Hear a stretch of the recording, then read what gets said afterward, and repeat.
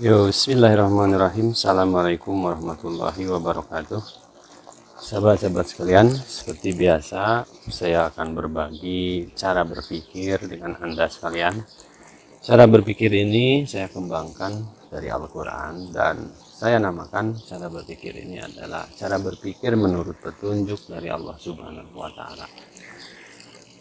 Sahabat-sahabat sekalian, saya pernah mengatakan seperti ini kepada seorang wanita ketika berdiskusi, bahwa saya katakan bahwa yang namanya wanita itu adalah sudah ditakdirkan oleh Allah Subhanahu wa Ta'ala untuk menderita.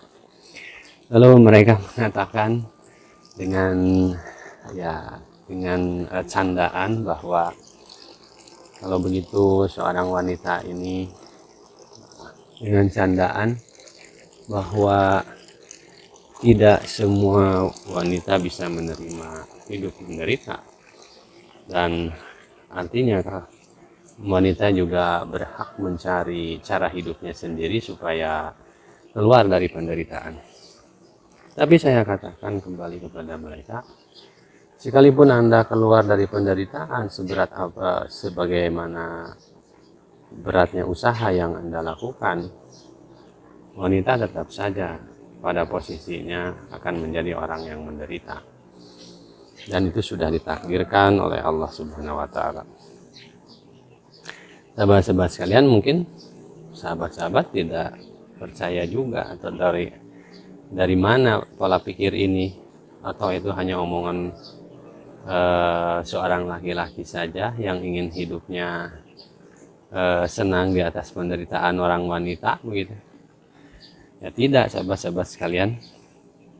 Jadi saya pahami cara berpikir ini tentu ada sumbernya. Nah, maka setiap pemikiran itu ada sumbernya, sahabat-sahabat sekalian. Jadi kalau orang bilang bahwa laki-laki itu semuanya adalah buaya, itu juga hasil pemikiran dan bersumber kepada sumber pengetahuan, mungkin adalah pengalaman yang dia alami. Jadi setiap orang, sahabat-sahabat sekalian, cara berpikir itu tergantung kepada pengetahuan yang dimiliki. Nah, kalau pengetahuan yang berdasarkan kepada pengalaman, ya tadi ada kesimpulan bahwa laki-laki itu semuanya tidak setia, atau laki-laki cenderung mendua, misalnya seperti itu ya.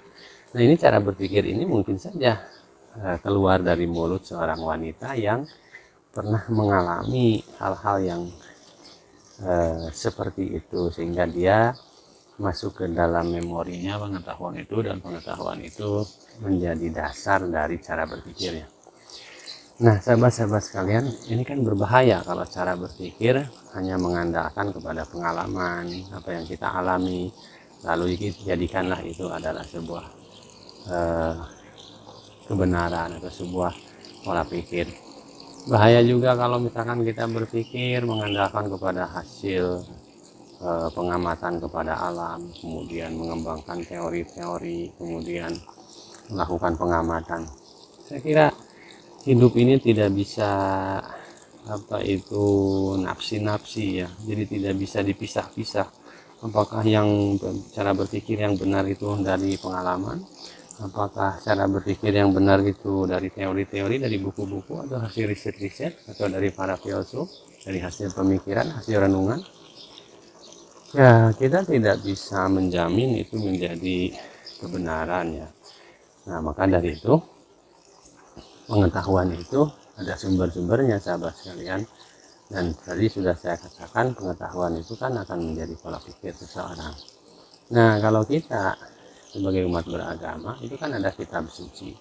Lalu kitab suci itu diyakini datangnya dari Allah Subhanahu wa Ta'ala, dari Tuhan pencipta alam semesta ini. Tuhan pencipta semesta ini, ada langitnya, ada buminya, ada awannya, ada mataharinya, ada bintang. Sejak kita lahir, bintang-bintang itu sudah ada, langit itu sudah ada, matahari sudah bersinar, bulan sudah ada. Jadi kita ini hidup dengan fasilitas gratis yang sudah diciptakan. Nah, ini kan gak masuk akal kalau kita hidup, lahir aja manusia harus bikin rumah, harus punya mobil, harus punya pekerjaan. Artinya kan harus diusahakan dulu, diciptakan oleh manusia. Tapi ini kok begitu lahir, matahari sudah ada, bulan sudah ada, udara sudah ada, air sudah ada. Lalu siapa yang menciptakan ini? Lebih-lebih lagi, tubuh ini sudah berfungsi begitu saja. Tubuh ini ada listriknya, ada energinya, bisa berbicara, bisa mendengar, bisa melihat. Fasilitasnya dari mana? Ini kan sangat tidak rasional kalau kita pikirkan. Yang menciptakan ini semua itu siapa bisa seperti ini? Binatang-binatang bisa hidup, ada burung, ada kambing, ada kecoa, ada cicak, macam-macam, dan mereka hidup.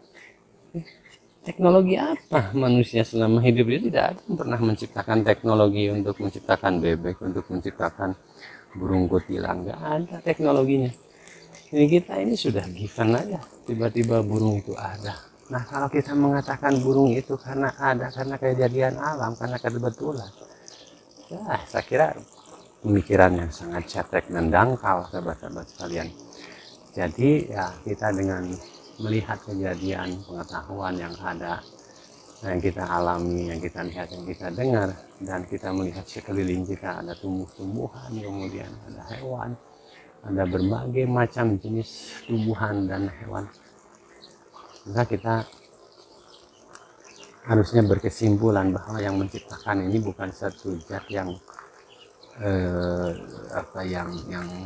yang sederhana, tapi dia mempunyai powerful, dia punya kemampuan intelijensi yang tinggi, dia punya pengetahuan yang luas, dia punya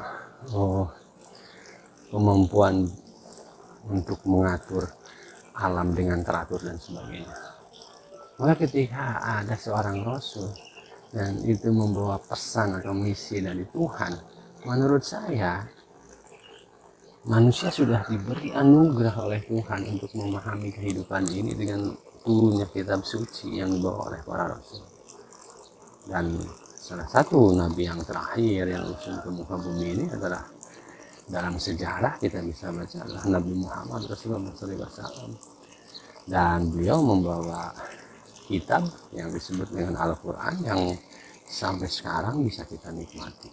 Dan kelebihan Al-Quran itu adalah dia merupakan kumpulan informasi-informasi yang didatangkan langsung dari Tuhan.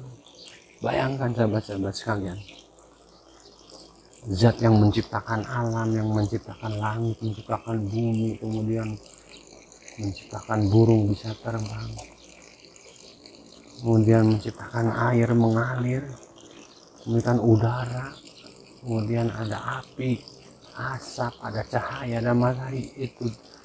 Itu dia ciptakan semuanya alam semesta ini, lalu dia ngasih loh kepada kita pengetahuannya, dan pengetahuannya itu disimpan dalam kitab suci yang dibawa oleh para rasul. Nah, jadi sahabat-sahabat sekalian, saya ingin menyampaikan bahwa cara berpikir itu tergantung kepada pengetahuan yang kita miliki. Jadi kalau pengetahuannya berdasarkan pengalaman, lalu pengalaman Anda disakiti oleh laki-laki, maka Anda akan mengatakan semua laki-laki perilakunya buruk. Dan ini berbahaya kan kalau kita hanya mengandalkan pengalaman kita. Lalu kita juga menggunakan teori, bahwa berdasarkan teori agama itu cenderung kepada radikalis dan eksklusifisme. Itu berdasarkan pengamatan. Jadi kan sebuah teori, dan ini kan berbahaya. Nah, maka dari itu sahabat-sahabat sekalian, pengetahuan yang harus kita olah, yang harus kita apresiasi, dan harus kita terus pikirkan isinya apa, dari sumber yang maha kuasa, yang maha mengetahui, itu ya Al-Quran atau kitab suci itu.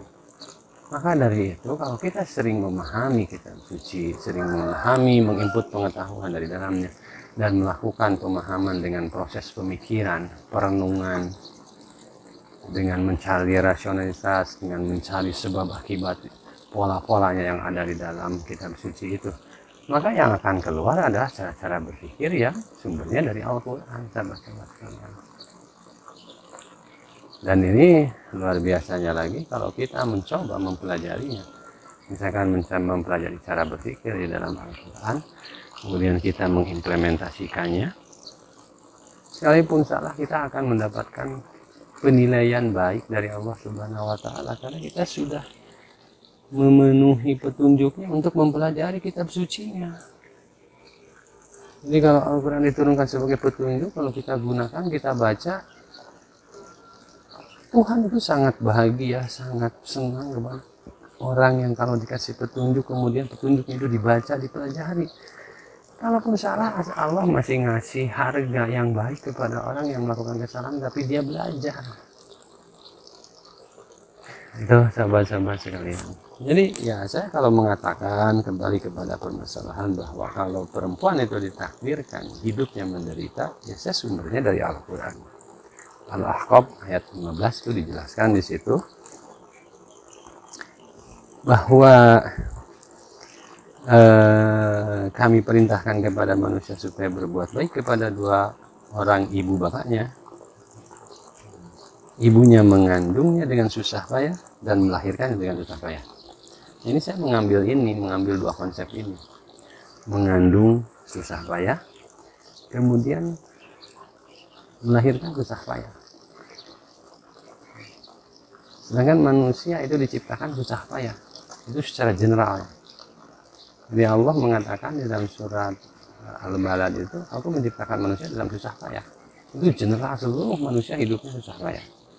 Nah, susah payah ini dalam arti menderita.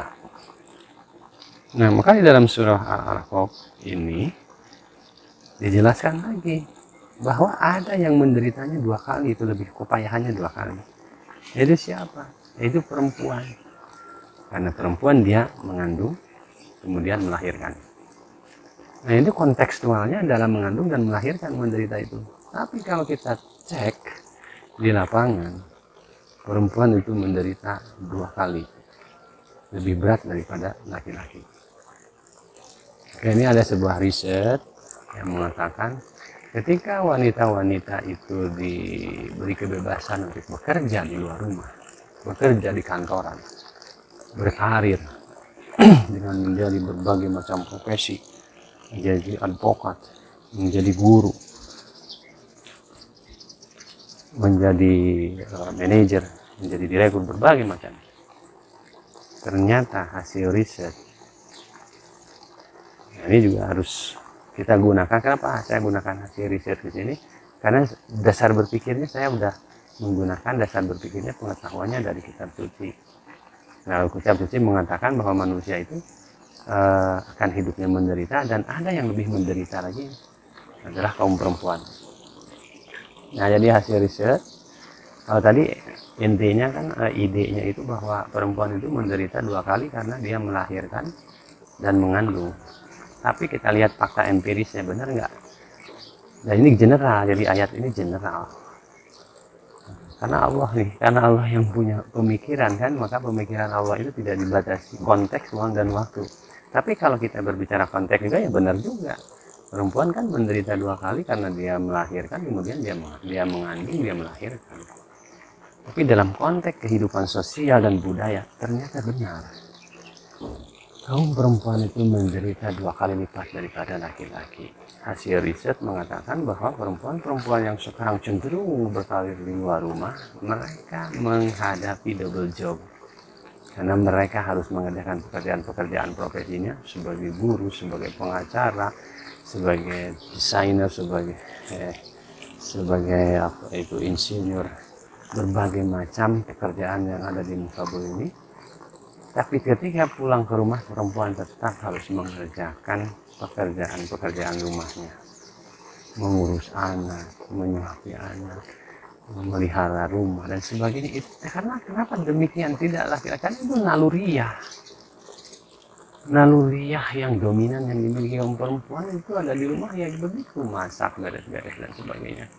Nah, makanya sekarang terjadi pemberontakan kaum perempuan, di mana perempuan tidak mau itu menjadi bagian tugas perempuan, dan dia ingin menyamakan posisinya sebagai laki-laki dan dia bebas menentukan apa saja. Ya akhirnya apa ya? Terjadilah krisis kehidupan ini. Jadi krisis kehidupan tidak sesuai dengan sistem.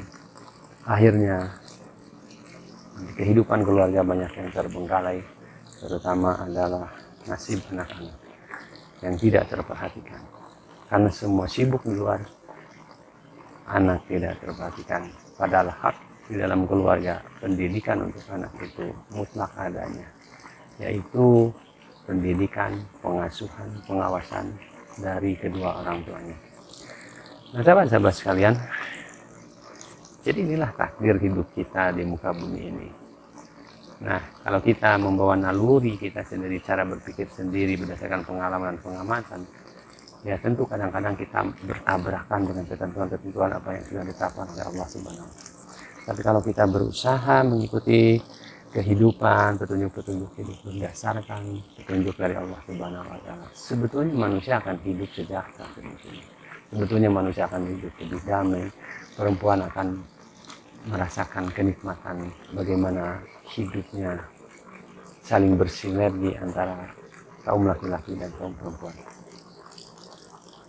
Itu argumentasi saya, sahabat-sahabat sekalian, mengapa perempuan itu cenderung lebih menderita daripada laki-laki. Karena itu sudah takdirnya dari Allah Subhanahu wa Ta'ala. Maka jika tidak ingin penderitaan ini menjadi satu kekecewaan yang berat, menjadi suatu hal yang buruk bagi kehidupan wanita, maka kita harus belajar kepada petunjuk-petunjuk yang datang dari Yang Maha Kuasa, yang Maha Mengetahui. Kita tidak bisa sok tahu hidup di muka bumi ini, karena juga kita tidak tahu kenapa kita dilahirkan, kenapa kita diciptakan.